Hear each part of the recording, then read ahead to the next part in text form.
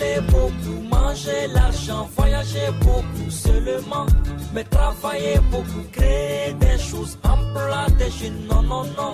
Les dirigeants africains, les dirigeants sont comme ça. Les grandes gueules. Les GG sur Radio Espace, mesdames et messieurs, sur Espace TV. Ensemble jusqu'au port de 11h, vous aider à mieux comprendre l'actualité. C'est le but qu'on s'est fixé évidemment à travers cette émission. Vous nous regardez sur Espace TV. Merci à vous qui nous rejoignez également sur nos radios partenaires. Du côté de Mamou, vous nous écoutez là sur 95 à modulation de fréquence sur Fraternité FM. Bambou synchronise cette émission évidemment de ce côté à Farana. Merci à nos radios à l'intérieur du pays. À Bokeh, vous nous écoutez sur 99.7, même fréquence à Labé, à Kindia, 99 à modulation de fréquence dans le Nabaya. Merci de votre fidélité, mesdames et messieurs. Plusieurs mois s'offrent à vous pour interagir évidemment sur nos sujets. Soit vous partez sur Twitter, hashtag Espace GG, sinon le numéro de téléphone qui s'affiche juste en bas de l'écran, soit le 00224 657 39 13 13. Avec plaisir, nous allons prendre en compte vos messages dans cette émission. Nous sommes le 27 janvier 2021. Merci de rejoindre l'équipe des Grandes Gueules, mesdames et messieurs. Au menu, on s'intéresse à l'actualité. Le nouveau président américain vient de passer donc sa première semaine à la Maison-Blanche. Il a déjà pris d'importantes décisions en harmonie avec son discours de campagne. Joe Biden donc reprend la diplomatie américaine au niveau que Barack Obama donc l'a laissé. Le retour à l'accord de Paris sur le climat, une grande ouverture au reste du monde dans les programmes en direction donc des pays en développement. Le Millennium Challenge Corporation, on en parle ce matin dans cette émission. Ce fonds est destiné donc à accélérer la croissance et réduire la pauvreté dans les pays à revenus moins. La première semaine du démocrate donc Biden à la Maison Blanche. Nous vous proposons donc ce matin l'analyse de maître Jean-Claude Beaujour. Oui, vous le voyez souvent sur la chaîne internationale, avocat international, vice-président du comité France-Amérique. Il sera en direct ce matin chez les Grandes Gueules sur Radio Espace Guinée. Parfum de détournement donc à la mairie de Sigiri, plus d'1 milliard de francs guinéens auraient disparu donc des caisses communales. Les conseillers reprochent donc au maire Elhaj Kumba Magasuba la gestion opaque des fonds destinés donc au projet de développement communautaire. Le préfet a intervenu donc le 12 janvier dernier en suspendant toutes les commissions. Certains conseillers veulent aller plus loin. Ils sollicitent la mise en place d'une délégation spéciale. Nous essayons de comprendre ce matin, évidemment, dans notre émission du côté de Sigiri avec Mamadi Condé, c'est bien cela, conseiller communal, et Elhaj Kumba Magasuba, il est le maire de la commune urbaine de Sigiri. Ils vont intervenir successivement dans cette émission ce matin. D'autres sujets viendront s'ajouter à tout ceci pour votre plus grand bonheur encore une fois. Merci de rejoindre l'équipe des GG avec Jacques Lewalino. Bonjour Jacques. Bonjour Lamine, bonjour à tous. Mafoudia Bangoura, bonjour Maf. Bonjour Lamine, bonjour à tous. Waouh, bien. Comment ça va ce matin Maf? Bien et toi? Ça va très bien. Super. Coutou. Lamine. Quoi? Bien, bonjour mon cher Moussa. Bonjour Lamine, bonjour à tous. Le dictateur. Monsieur le Président, bonjour. Bonjour Lamine, bonjour à tous. Je sais pas, j'ai été très agréablement surpris hier de voir ces lunettes. Ouais. Mais c'est pas pour la première fois qu'il les porte. Oui. Non, il porte des lunettes la nuit. Des lunettes de soleil. Il faut préciser. Effectivement, des lunettes de soleil. La nuit. Effectivement, quand on dit sunglasses, c'est pour la journée, c'est pour le soleil. Mais quand c'est pour la nuit, c'est qu'il y a du soleil dans ce studio. Voilà, c'est ça. C'est pour cela donc j'essaie de différencier parce que la nuit quand je suis là, j'ai l'impression de faire la télévision. Donc il faut différencier un petit peu. Parce que je suis avec les jeunes la nuit. Antoine Kourouma, bonjour. Bonjour Lamine. Le patron, comment ça va ce matin encore Antoine? Ça va Lamine, bien. Tout va bien. Ça va? Je viens en paix. Tu viens en paix. Ça se voit. Je serai très sage ce matin. Ben voilà, il n'y a pas de problème. Allez, on s'intéresse au secteur agricole ce matin, mon cher Moussa Moïsi. Mais moi, je veux d'abord taper dans la fourmilière ce matin parce qu'au niveau du rond-point de la tonnerie, il y avait une sorte de méli-mélo indescriptible avec la police routière. Je ne sais pas ce qui est à la tête de la police routière, c'est le colonel Zakaria, si je ne me trompe pas. Camara. Il faudrait qu'il rappelle l'équipe de la police routière qui était déployée ce matin au rond-point de la Tannerie. Cette équipe, les membres, ont fait preuve d'une, je dirais, d'une incompétence mais notoire. C'est-à-dire un amateurisme qui ne dit pas son nom. C'est-à-dire que les machines même qui bug, je parle de ces feux tricolores, sont mieux que l'exercice auquel ces policiers sont prêtés ce matin. Alors, ils ont été d'une nullité extraordinaire. Aucune coordination. Qu'est-ce qui se passe parce que j'ai pu observer, il n'y avait aucune coordination dans les faits et gestes de ces policiers de la routière. Je ne parle pas de tous les possibles. Ceux qui étaient déployés ce matin au rond-point de la Tannerie, ils doivent être rappelés, ils doivent repasser à l'école de formation et réapprendre peut-être les leçons qu'ils n'ont pas pu maîtriser. Manque de coordination entre les faits et gestes. Oui, ce qui s'est passé, c'est qu'ils ont réussi de façon ingénieuse à bloquer la circulation pendant 30 minutes. C'était extraordinaire. Pourquoi? C'est-à-dire que l'autre monte la main, l'autre descend, l'autre fait le triangle. C'est-à-dire que on a assisté à un spectacle, mais désolant. C'est parce que tout simplement, ils ne se sont pas concertés. C'est-à-dire qu'ils laissent tous les véhicules. D'abord, ils ne laissent pas de place au feu de signalisation. Donc, ils laissent tous les véhicules venir jusqu'au rond-point. Et ensuite, il n'y a plus d'espace pour pouvoir réguler la circulation. Puisque c'est un domaine qui permet de tourner au niveau de la statue qui se trouve du rond-point. Mais ça s'est fait au vu aussi des responsables qui sont assis au niveau des pick-up. Moi, j'estime que quand on est un pays sous-développé, on doit éviter les actes qui vous permettent de vous renforcer dans le sous-développement. Les bouchons sont des effets notoires du sous-développement. Vous avez 2 rendez-vous à Conakry, vous ne pouvez pas les respecter. Vous ne pouvez pas du tout les respecter. C'est un phénomène. Calculez ce que les conducteurs brûlent en termes de carburant. Calculez les rendez-vous que vous manquez. Parce que tout simplement, vous ne pouvez pas circuler. Je pense qu'on n'est pas en train de voir ça économiquement, mais ça a une incidence terrible sur l'économie nationale. Prenez cela sur une grande échelle. On vous dira, oui, mais dans certains pays, vous avez des bouchons d'1 heure et 2 heures. Mais dans ces pays, on peut comprendre. Parce qu'il y a au moins la route. Vous avez des autoroutes 2x2 voies ou un peu plus, 4 voies même. Mais chez nous, le peu qui existe n'est pas bien utilisé parce que tout simplement les hommes qu'on déploie comme ceux qui étaient ce matin au rond-point de la Tannerie ne savent pas pourquoi ils se trouvaient là. Quand un policier comme ceux qui ont été déployés ce matin ne savent pas pourquoi ils viennent au rond-point, c'est pas la peine. Vous pouvez pas avoir, vous êtes au nombre de 4. Vous êtes au nombre de 4 ronds-points. À l'ouest, celui qui est à l'ouest lève la main vers le ciel. Celui qui est au nord pointe sa main vers le sol. Les chauffeurs, on ne savait plus où donner de la tête. On dit, mais dis donc, qu'est-ce que toi tu fais? Il dit, ah, mais mon collègue qui est là-bas, il a bloqué. C'est extraordinaire. Et ils veulent crier pour s'entendre. Nous aussi, on a klaxonné pour qu'il y ait ce bazar. C'était extraordinaire. C'est pas normal du tout.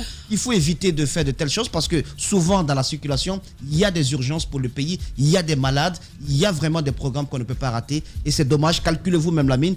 Prenez 3 rendez-vous et voyez si vous pouvez les respecter à Conakry. Vous ne pourrez pas.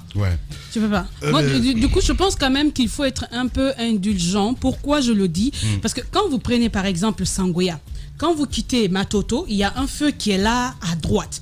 Et c'est ce seul feu.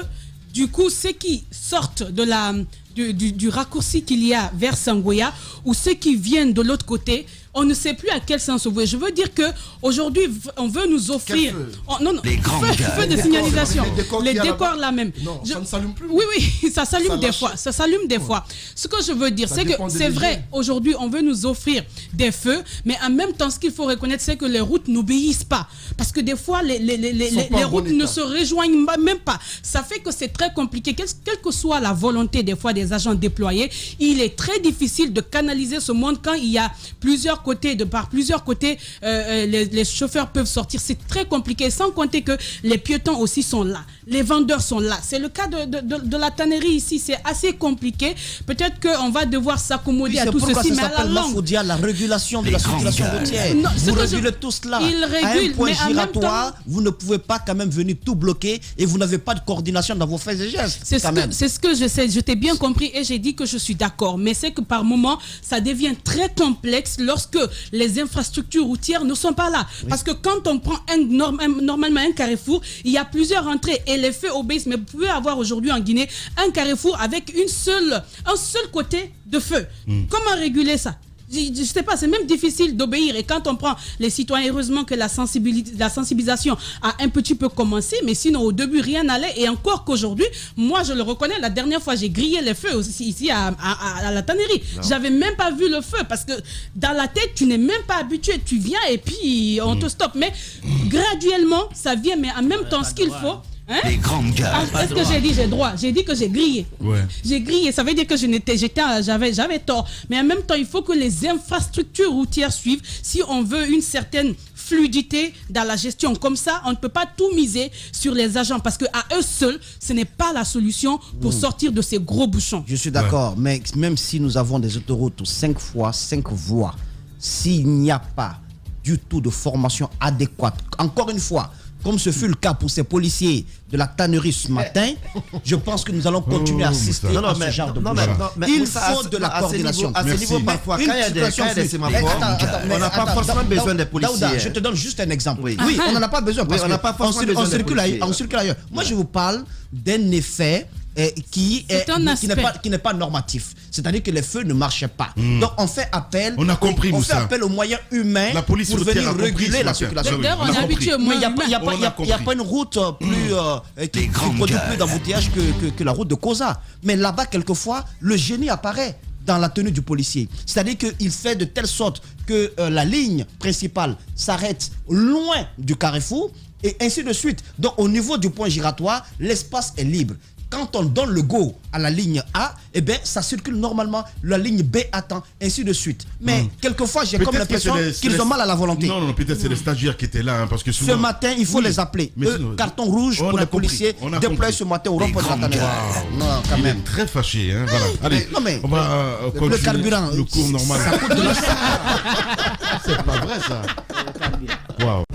Les journalistes accoucheurs de vérités diverses, pertinents et rusés, sans langue de bois, cultivés, nécessaires pour des journalistes. Les grandes gueules, des personnalités acquises par le travail, ce qui leur donne poids et légitimité à interviewer tout le monde. L'épopée des grandes gueules ou le socle de la liberté d'expression en Guinée depuis plus de 10 ans. Tous les matins sur Radio Espace, également tous les soirs à 18h, vous avez rendez-vous avec cette émission en rediffusion sur Suite FM Guinée. Mesdames et messieurs, merci de nous rejoindre évidemment. Au menu, je le disais tantôt à l'entame, on s'intéresse à l'actualité à l'international. Le nouveau président américain vient de passer donc sa première semaine à la Maison Blanche. Il a déjà pris d'importantes décisions en harmonie donc avec son discours de campagne.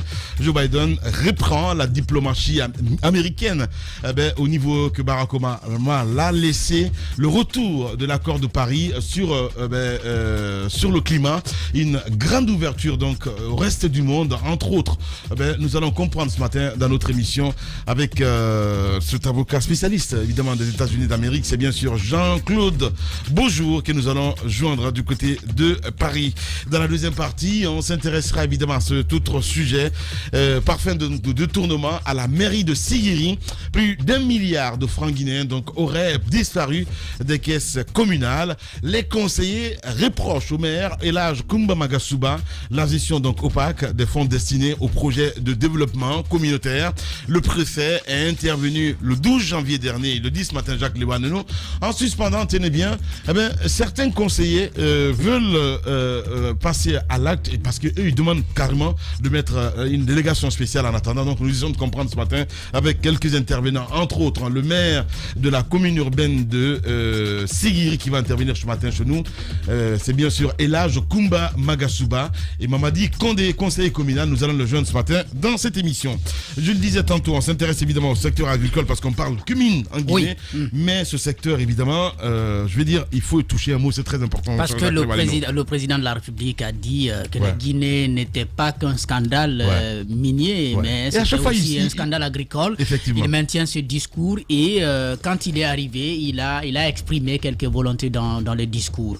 Après, il faut bien dire que son tout premier ministre de l'agriculture, c'était Jean-Marc Teliano, avec qui ils ont commencé la campagne agricole avec l'achat des intrants agricoles.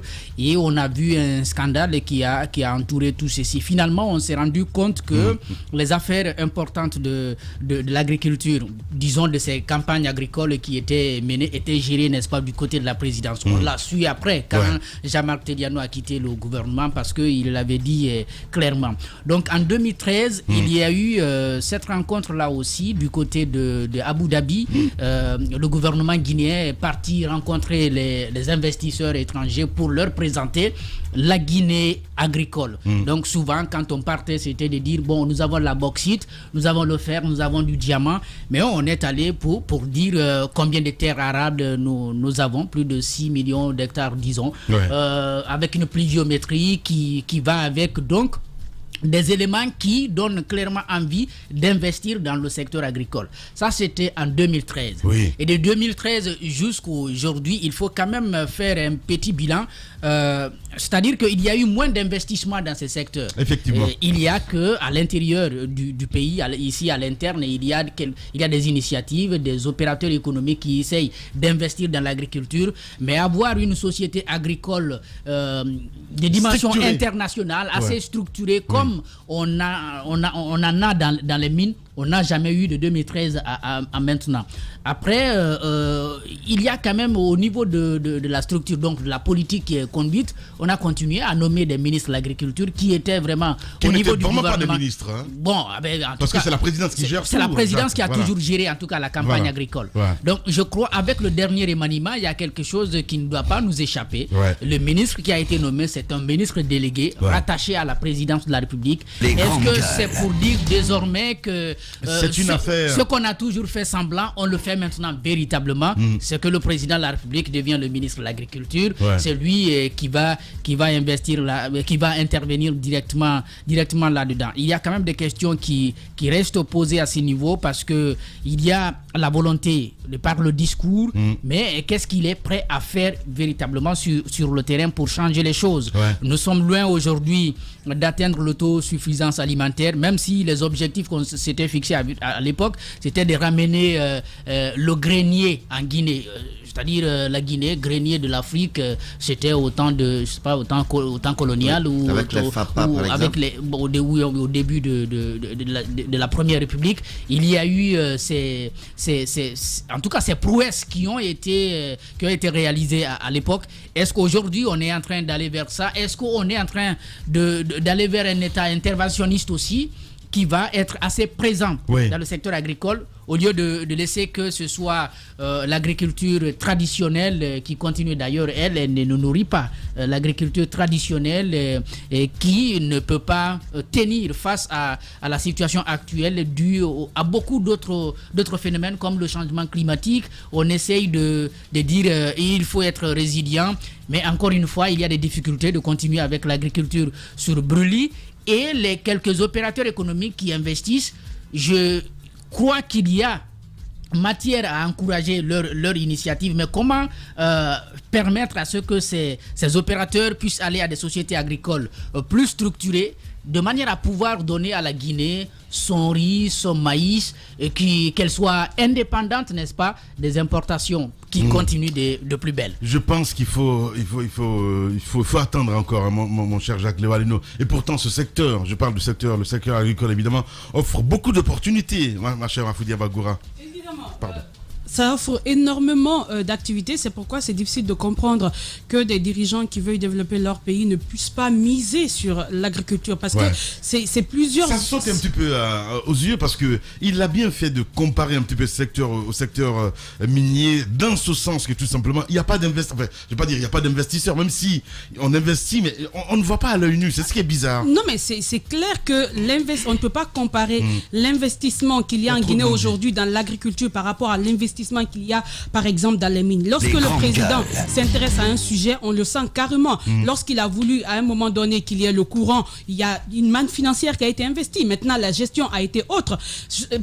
C'est quelque chose qu'on ne constate pas souvent quand on parle de l'agriculture. C'est vrai qu'il y a par moment des solutions comme la distribution des engrais et bien d'autres qu'on fait. Mais en fait, ce qu'on veut, c'est une politique un peu plus globale. Une politique qui puisse nous sortir je sais pas, qui puisse nous offrir une... c'est quoi l'expression? Du tâtonnement, j'ai compris. Du tâtonnement, mais surtout qu'on soit capable de nous nourrir nous-mêmes. Quand on prend... Merci, c'est l'expression, l'autosuffisance alimentaire. Quand on prend aujourd'hui aujourd'hui Kaba qui est menacé. La quantité de riz qu'on peut produire là-bas et savoir que l'État ne fait même pas face, c'est un problème. Quand on prend les terres arables un peu partout en Guinée, savoir qu'ils ne sont même pas exploités, regardez, ça c'est un problème. Maintenant, c'est le peu qu'il y a, on essaie de colmater. Et quand on prend les Guinéens qui investissent aujourd'hui dans l'agriculture, ils sortent avec beaucoup de problèmes. Parce que l'agriculture, c'est en même temps toucher beaucoup de secteurs. Aujourd'hui, on peut vouloir, par exemple, investir dans l'agriculture. Les Guinéens vont produire sur place. Mais comment prendre les produits de l'intérieur pour Conakry ou les produits de la Guinée pour d'autres pays? Les infrastructures routières, tout ce qui rentre en jeu, quand on prend les produits qu'on produit à l'intérieur, bananes et autres, et ananas, c'est généralement des produits qu'on perd en grand nombre. Parce qu'il y a même pas une politique, parce que la politique dont on parle, cette politique permettrait même d'avoir une idée sur l'utilisation à tous les niveaux des productions qu'on a.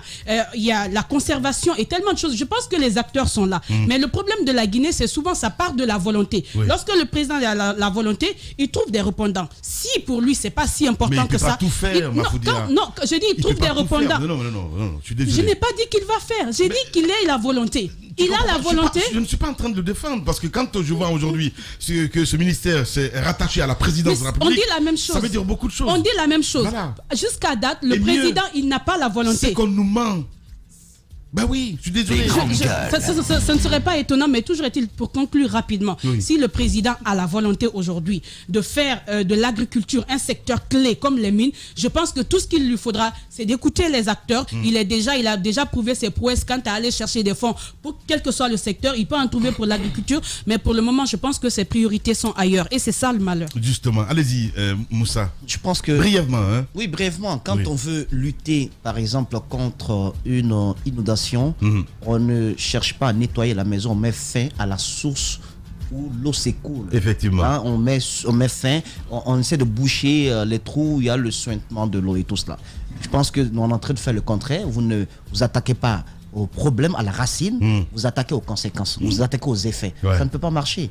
L'agriculture, c'est trop sérieux pour que ça serve d'alibi politique. Justement. L'agriculture, c'est tellement vital qu'on ne peut pas en faire un élément de propagande. Et malheureusement, je suis désolé, c'est ce à quoi nous avons assisté depuis des jours. L'agriculture, dans notre pays, est beaucoup plus tenue par quelques mécènes, parce que c'est pas seulement dans le football. Même dans l'agriculture, il y a le mécénat. C'est-à-dire qu'ils portent des initiatives dites présidentielles. Quand on dit initiative présidentielle, cela sous-entend que le chef de l'État a mis la main à la poche au niveau de son fonds de souveraineté assez large. Il a mis la main là-bas pour tirer quelques fonds et permettre donc à ce secteur vital pour le devenir de la nation, parce que qui parle d'agriculture parle quand même du présent, mais aussi de l'avenir. Mais c'est pas ce qui se fait. C'est tenu par quelques mécènes. Je ne vais pas citer de nom pour ne pas que ça puisse donner lieu à des chasses, puisque dans ce pays... C'est même pas une question de mécène, Moussa, parce que quand vous prenez la présidence déjà, oui, il y a un véritable ministre. Est-ce qu'il y a un véritable ministre? Gros point d'interrogation. On voit qu'il y a d'autres étrangers, évidemment, qui sont là, qui travaillent pour le président, toujours dans ce secteur. Oui. Au niveau de l'agriculture, je finis. Au niveau de l'agriculture, vous parlez des superstructures, de la superposition des structures. Il y a un Mauritanien, il y a un Malien, et pas que, même un Burkinabé. Mais vous ajoutez à tout cela le rôle que joue en termes de conseil, peut-être de monsieur Kiridi Bangoura, mais aussi ce qui a pu se passer avec le département. Voilà ce qui a pu se passer avec Madame Sogipa Mariama Kamara, qui est restée quand même, qui est restée ballottée à tout vent entre les conciliaires le palais secrétaire et autres. Mais que voulez-vous qu'elle fasse? Vous voulez-vous qu'elle fasse quoi? Je vous dis, la mine, on ne l'a pas laissé bosser, clairement. Qu'est-ce qu'elle pouvait faire? Ce qu'elle pouvait faire, c'est ce qu'elle a pu faire lorsqu'elle était à la Sogipa. C'est ce qu'elle a pu faire là-bas. Moi, s'il te plaît, je dois payer. C'est quand même la seule entreprise. Je ne dis pas le monsieur qui est là-bas actuellement, Béni. Écoute, je finis de parler, monsieur Fouad. Le jeune qui est là actuellement là-bas. Je finis.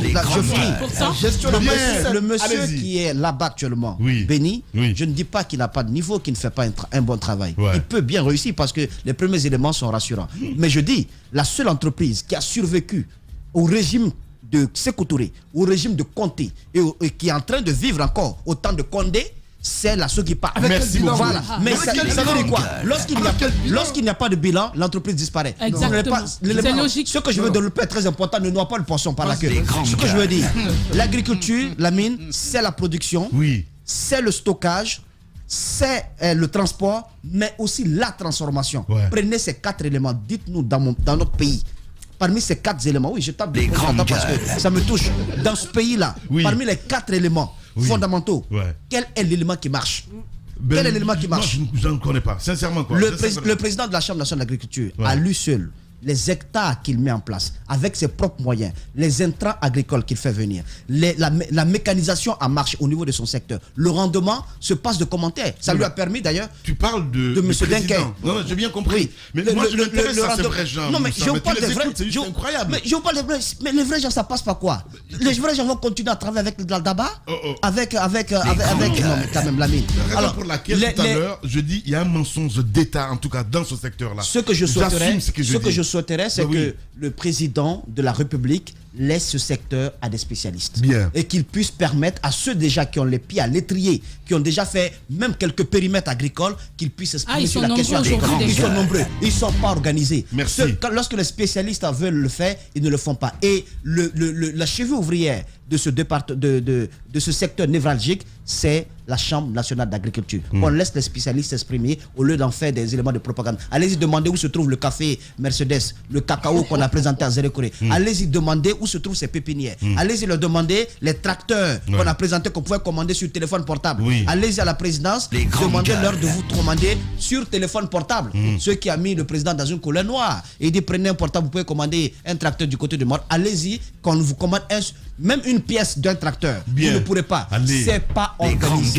Ce sont des effets d'annonce et les résultats sont là. Merci beaucoup. Allez-y, Daouda Mohamed. Non, moi j'ai été. Je ne sais pas qu'est-ce qui se passe dans sa tête. Moi j'ai été surpris de voir que le département de l'agriculture et de l'élevage soit mis ensemble désormais et qu'on rattache à la présidence. Je m'attendais plutôt à un renforcement de ce département. Il pouvait venir par exemple comme ministère d'État avec beaucoup de. Il n'y a pas de ministère d'État. Avec un ministre d'État alors avec un ministre d'État. Alors on pouvait l'avoir avec un ministre d'État qui a un bon pouvoir, qui lui permette d'avoir les yeux sur tout ce qui se passe dans ce secteur. Aujourd'hui, prenez le cas d'engrais dont on parle. On a vu Toguna qui était là à un moment donné. On a vu Mohamed Saïd Fofana qui a posé la première pierre pour, je sais pas, pour la fabrication de l'engrais à Kagbele et autres. Jusque-là, on ne sait pas si... Voilà, un autre... Vous savez ce qui se passait là-bas? On vous importe. On a trop menti. Vous avez dit que vous avez plein de mensonges. Mais c'est dans le même sillage. On ne fabriquait pas d'engrais là-bas. On mélangeait des éléments. C'était pas une fabrication. Alors, on nous a appris à l'époque que ça va être une usine de fabrication, une usine de fabrication d'engrais. Ça n'a pas été le cas. Aujourd'hui, comment on joue avec les populations à l'intérieur du pays? On vous dit qu'on met à votre disposition de l'engrais pour vous permettre de bien faire votre agriculture. C'est très bien de le dire ainsi, mais les personnes qui sont chargées de gérer tout cela en font des business. On retrouve les mêmes engrais qui sont soit dans le bureau du préfet, qui les revend à des citoyens alors que à des prix qui ne sont pas les prix normaux, et on dit qu'on est en train d'aider les populations. Mais une daba ne peut pas nourrir un seul ventre, à plus forte raison une famille.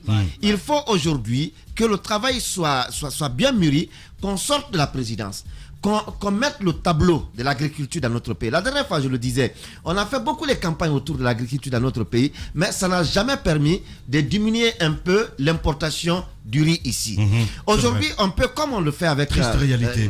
comme on le fait avec les mines, Jacques le rappelait, et on est allé chercher des firmes, des investisseurs qui sont venus, qui sont en train de travailler, qui sont en train d'exploiter. On a aussi un scandale agricole.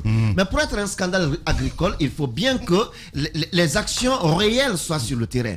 On ne peut pas vouloir qu'une seule partie du pays nourrisse tout le pays. Il faut travailler dans tous les sens. La Guinée a beaucoup de terres cultivables aujourd'hui et des terres fertiles qui permettent aujourd'hui de pouvoir nourrir rien que les Guinéens, qu'on n'importe pas.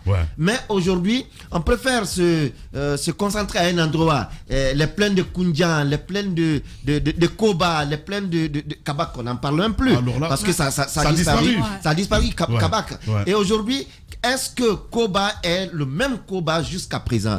Est-ce que Koundian est le même Koundian jusqu'à présent? Ce sont des questions qu'on se pose. Et quand il y a la campagne qui approche, où on a besoin de faire oublier une certaine frustration dans un endroit du pays, on vient avec des projets pour faire miroiter cela aux populations.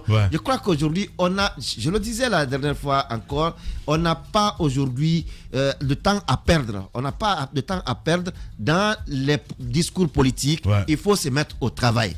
Que le président Alpha Condé accepte que ces 6 derniers mois, 6 dernières années, je vais dire, soit des années...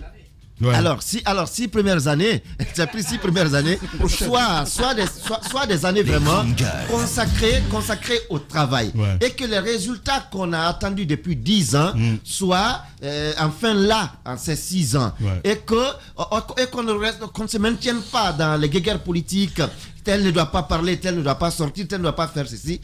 On a aujourd'hui du pain sur la planche, il faut travailler dans ce sens. Mais j'ai l'impression que les 10 années ont certes été dures pour lui, mais il se crée encore d'autres...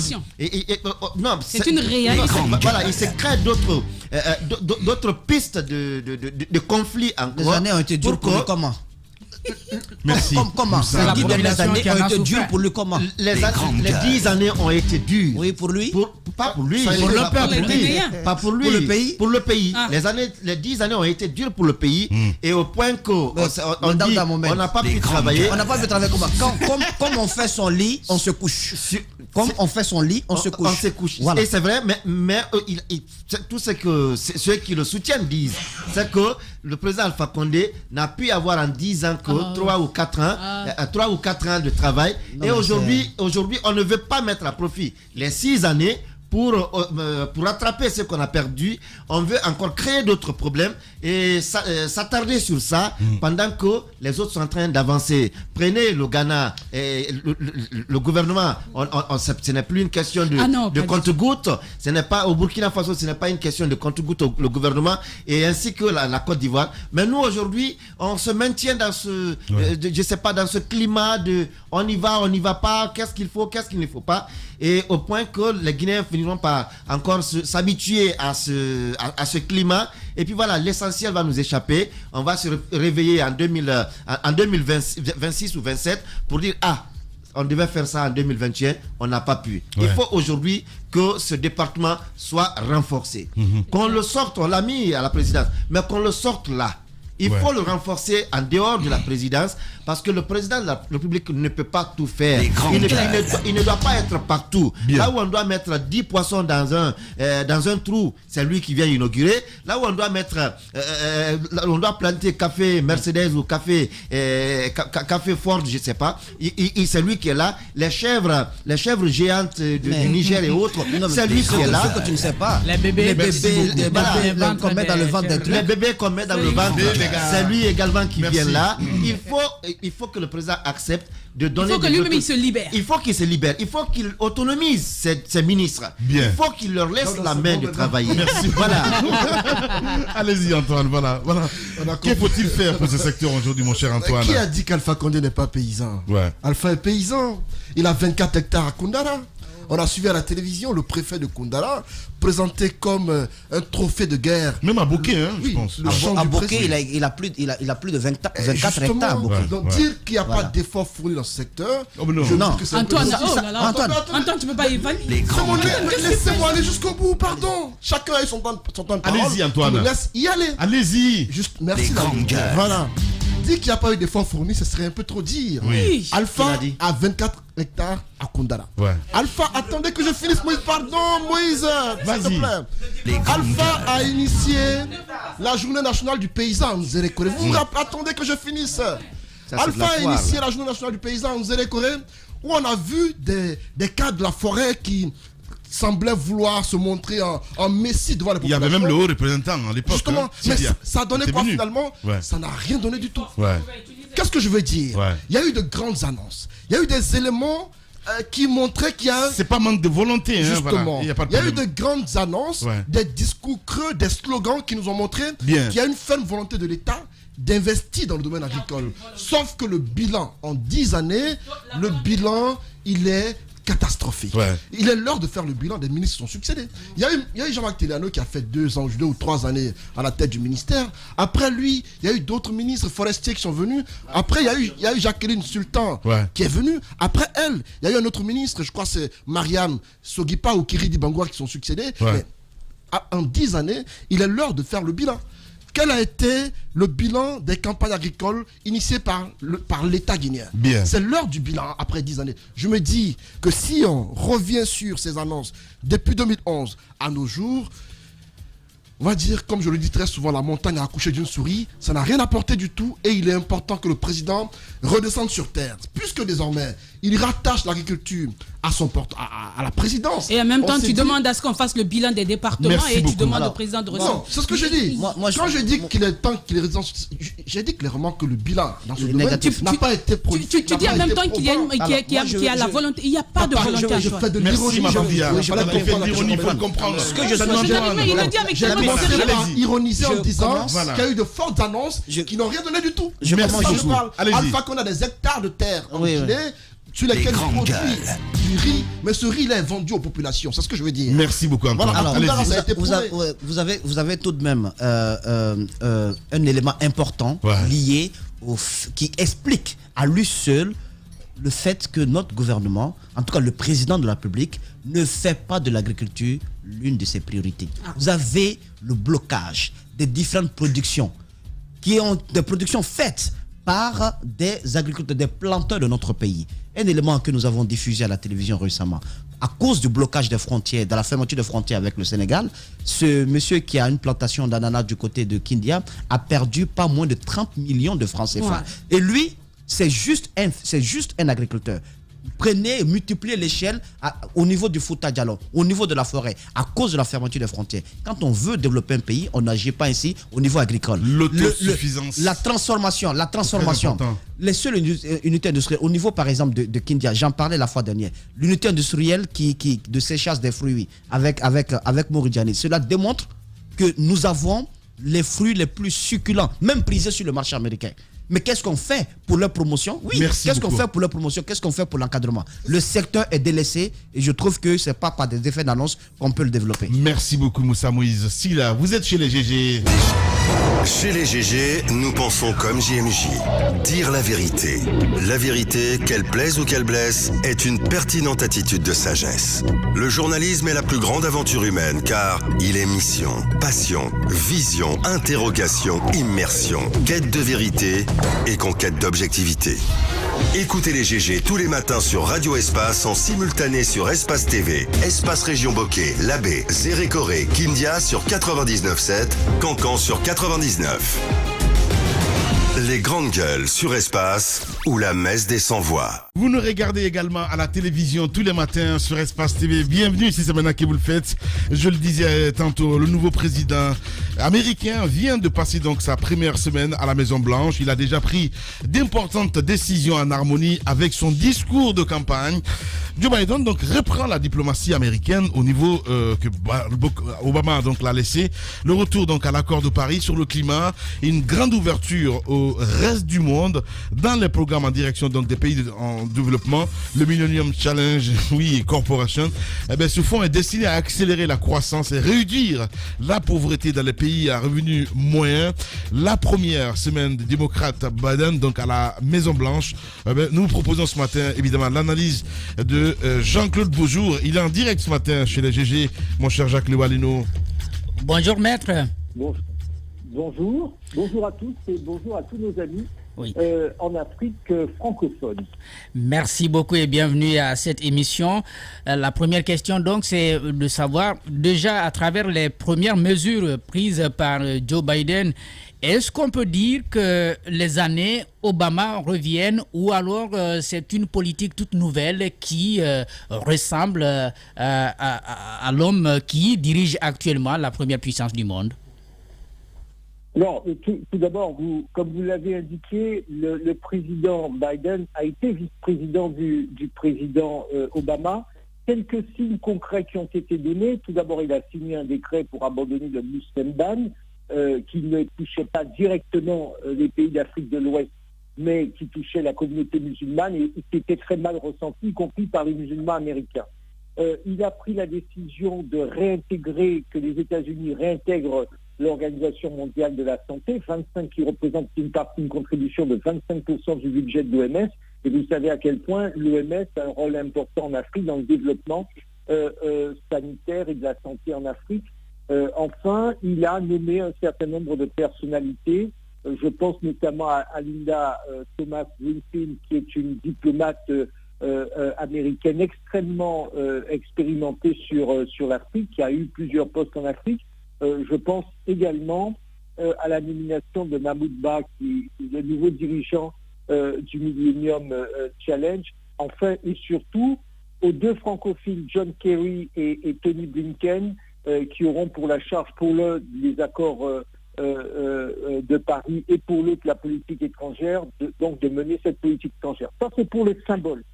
À côté de cela, le vrai sujet, me semble-t-il, donc de ce point de vue, on peut dire qu'il y a une forme d'évolution par rapport à la politique de Donald Trump. Mais ne nous y trompons pas, Joe Biden reste le président des États-Unis et va défendre les intérêts américains, et c'est là qu'il faut y regarder de plus près. Il faudra regarder vraiment sur le terrain. Qu'est-ce qu'il fera en matière de terrorisme au Sahel? Est-ce que les États-Unis vont s'engager plus qu'ils ne le sont aujourd'hui, ou est-ce qu'au contraire ils seront plus timorés? Et puis surtout, quels seront les moyens qui seront donnés pour pouvoir travailler concrètement au renforcement des investissements américains en Afrique? C'est cela qui est important. Voilà. Je crois notamment pour avoir un travail de terrain, y compris aux États-Unis, que ce qui va être important, c'est aussi ce que les... Allez, on a perdu, on va essayer de le rappeler, mon cher Mohamed Diaby, évidemment, donc Jean-Claude Beaujour, donc, qui était en direct ce matin. Je pense que, en ce qui concerne le terrorisme, surtout, parce que ce sujet n'a pas été beaucoup évoqué ces derniers temps, mon cher Jacques Lewalinou, et oui, c'est important de revenir là-dessus. Oui, parce que Donald Trump, qui avait dit l'Amérique aux Américains, avait voulu renoncer aux États-Unis, gendarmes du monde, donc gendarmes d'Afrique. Il avait même commencé par retirer quelques troupes à l'étranger et même, le pays de merde, dans le pays des Grands Lacs où l'armée américaine était parfois assez présente. On avait commencé à avoir un petit recul. Donc un désintérêt total vis-à-vis de l'Afrique. Bon, Donald Trump quand même, c'est quelqu'un qui n'a jamais visité l'Afrique, donc il connaissait pas trop les réalités d'ici. Mais après, c'était aussi une politique assez renfermée sur elle-même. Je crois on est en train d'aller vers une certaine ouverture, celle qu'on a pu observer pendant les années d'Obama. Mais comme il l'a dit, ne nous trompons pas, ne nous faisons pas d'illusions, assez d'illusions. Justement. Allez, on parle géopolitique ce matin chez les GG. Mafoudia, en direct, il revient. Jean-Claude Beaujour, allez-y, Maf. Alors, vous le notiez tout à l'heure, les Africains n'ont pas à se méprendre. Biden reste quand même le président des États-Unis. Et quand on se rappelle de l'enthousiasme des Africains quand Barack Obama venait, et donc ce même discours qui revient, dites-nous comment l'Afrique avec Biden, pas Trump, peut gagner dans l'arrivée d'un démocrate après tout ce que Donald Trump a eu à dire ou à faire sur le plan international. Quel scénario s'offre aujourd'hui à l'Afrique face avec Biden? Alors, moi j'ai envie de vous donner une réponse extrêmement simple. Il ne faut pas attendre beaucoup plus, et il faut surtout que l'Afrique dise aux États-Unis, voilà ce dont nous avons besoin, voilà ce que nous voulons. En fait, je vous ferai la même réponse à la question qu'on me pose aussi sur l'Europe et les États-Unis. Votre partenaire potentiel ne va jamais, a priori, venir vous dire ce que vous voulez, vous. C'est aux responsables, tout d'abord les responsables politiques africains, à éventuellement se fixer quelques objectifs. Et puis je pense notamment à la communauté d'affaires africaine qui a peut-être à jouer sur un cadre, en tout cas un contexte politique qui est plus favorable pour pouvoir se rendre à Washington et pour voir quelles sont les opportunités pour le développement africain. Vous savez, moi je travaille beaucoup avec un certain nombre d'hommes d'affaires d'origine africaine qui vivent aux États-Unis, qui travaillent, sont afro-américains. Je pense notamment à mon ami Chris Portela, qui est un homme d'affaires influent aux États-Unis, influent à Washington, et donc qui accompagne véritablement le développement sur le terrain, le développement des acteurs africains aux États-Unis, ou qui incite, qui favorise l'arrivée d'Américains en Afrique. Je pense que c'est par rapport à des projets extrêmement précis, sérieux, avec des gens qui ont des moyens financiers, un minimum, que l'on peut bâtir cette nouvelle relation franco-africaine. La relation purement géopolitique, elle dépasse en quelque sorte simplement Biden, parce que la relation géopolitique, elle est fonction de beaucoup de facteurs, notamment par exemple la dimension militaire française, etc. Donc là-dessus, il ne faut pas s'attendre à une révolution. En revanche, et c'est ce qui est intéressant pour le quotidien de chacun d'entre nous, eh bien, il faut regarder projet par projet quelles sont les opportunités qui peuvent créer ou renforcer la croissance en Afrique. Voilà.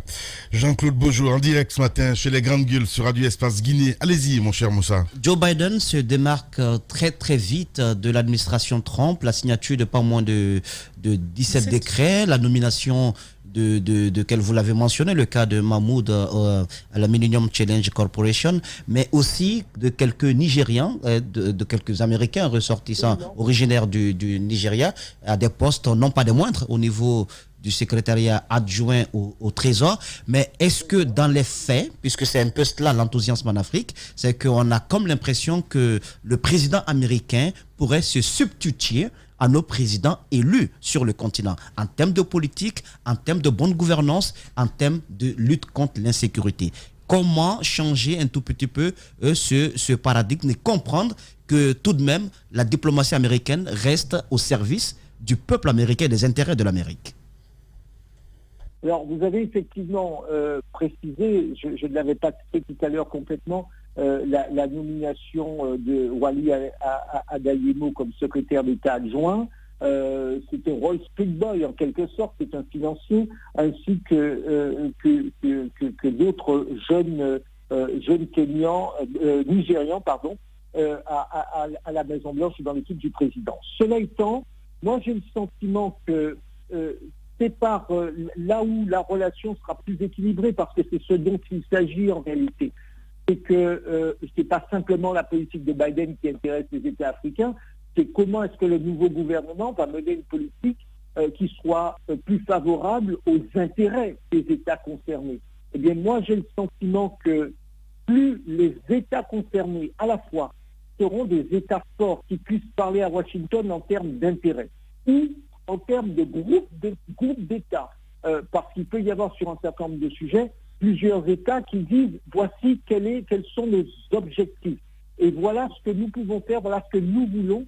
Je pense que cela, ça peut renforcer le poids africain dans la discussion, parce que c'est ce dont il s'agit, dans la discussion avec Washington. Je pense qu'il ne faut pas s'attendre à ce que le président américain et l'administration américaine prennent des décisions qui soient contraires aux intérêts américains. Le gouvernement, et c'est normal, aura un point de vue qui est favorable à ses intérêts, y compris ses intérêts économiques sur le plan industriel. Eh bien, c'est aussi aux responsables politiques africains, en fonction de leurs objectifs, d'imposer un certain nombre de règles. Et je pense que la situation que nous vivons actuellement, on l'a bien vu, la situation du Covid a eu comme paradoxe de nous montrer que nos économies étaient interdépendantes.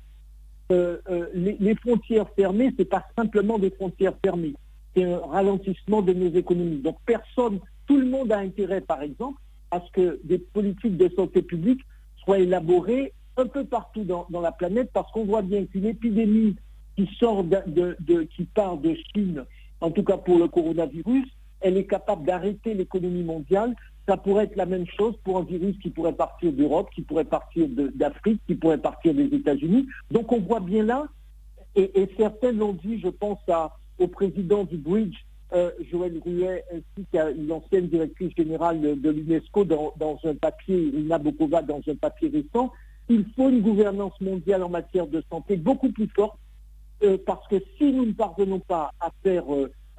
à avoir cette politique de santé beaucoup plus importante, c'est toute la planète qui peut imploser. Donc c'est l'occasion de dire, vous n'avez plus les uns et les autres le choix, il faut assurer la stabilité sanitaire.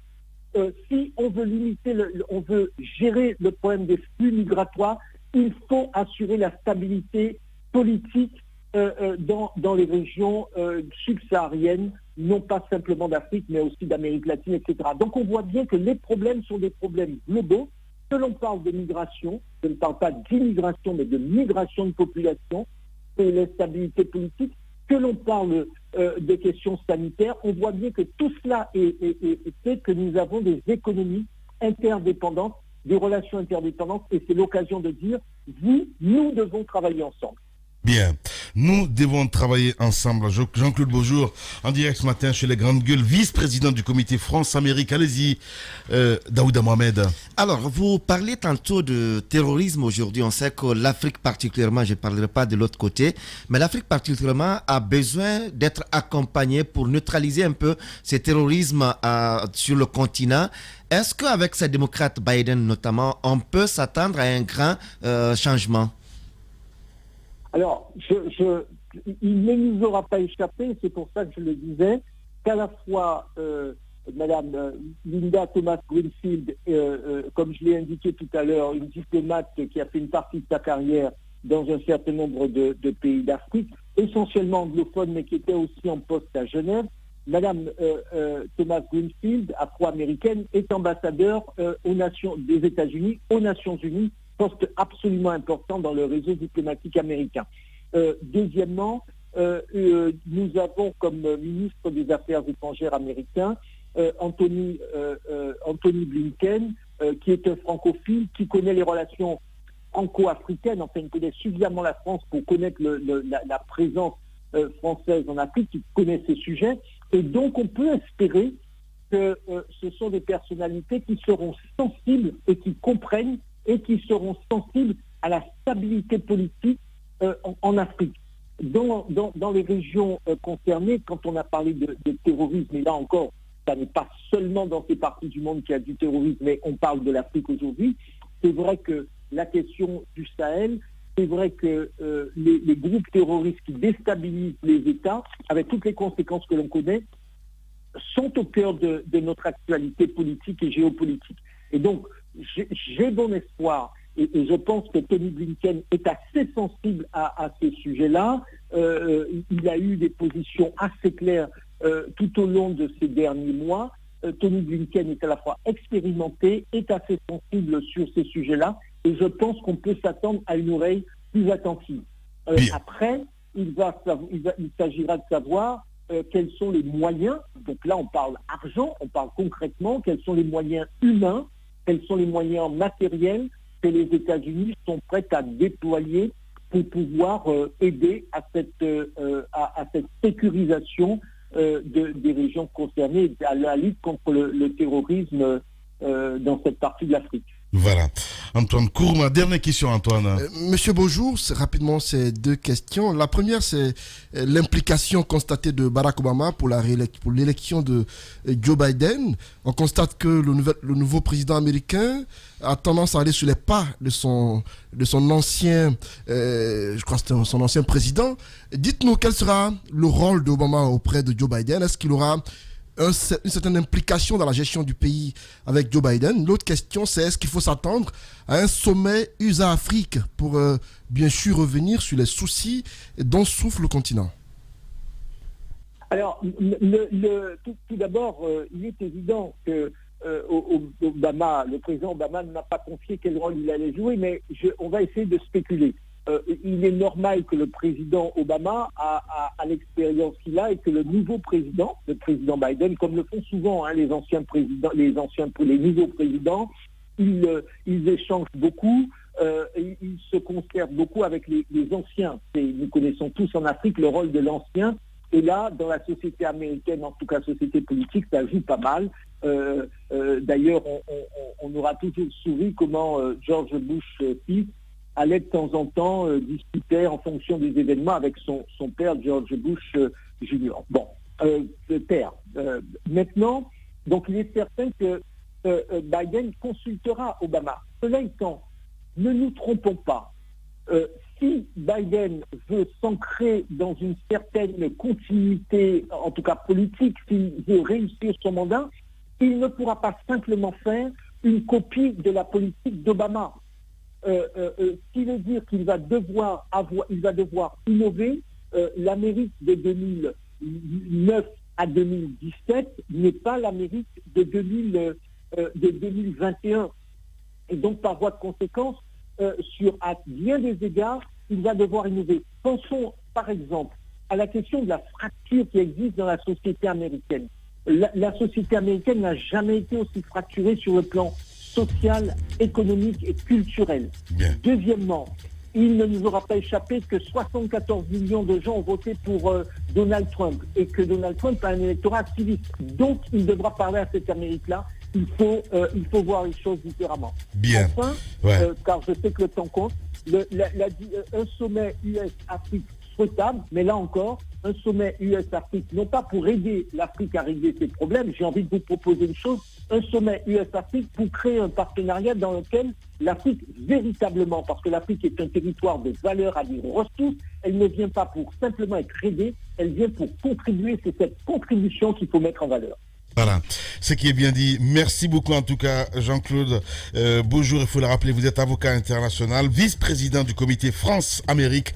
Il était donc notre invité ce matin chez les Grandes Gueules sur Radio Espace Guinée. Mesdames et messieurs, on reviendra dans la deuxième partie sous le coup de 10h. Nous irons ce matin du côté de Sigiri, parfum de détournement donc à la mairie de Sigiri. Le maire s'exprimera chez nous et puis nous allons écouter également cet autre, c'est bien sûr Mamadi Vakondé, c'est bien cela.